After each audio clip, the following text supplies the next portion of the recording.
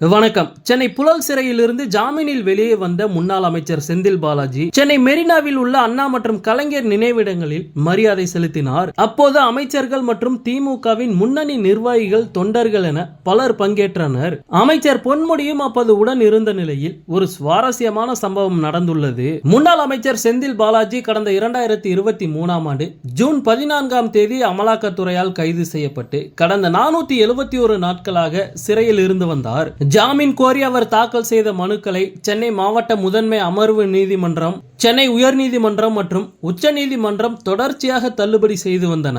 இதைத் தொடர்ந்து செந்தில் பாலாஜி உச்சநீதிமன்றத்தில் மீண்டும் ஜாமீன் மனு தாக்கல் செய்தார். இந்த வழக்கில் செப்டம்பர் 26ஆம் தேதியான நேற்று உச்சநீதிமன்றத்தில் தீர்ப்பளிக்கப்பட்டது. இந்த வழக்கில் செந்தில் பாலாஜிக்கு நிபந்தனை அடிப்படையில் ஜாமீன் வழங்கி உச்சநீதிமன்றம் உத்தரவிட்டது.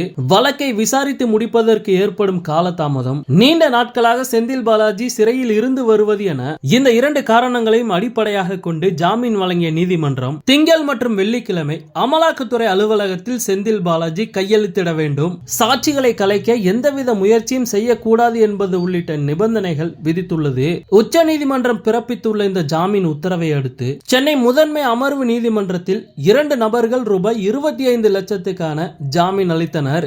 இதனை சென்னை முதன்மை அமர்வு நீதிமன்றம் ஏற்றுக்கொண்டு செந்தில் பாலாஜியை விடுதலை செய்ய சிறை அதிகாரிகளுக்கு உத்தரவு பிறப்பித்தது.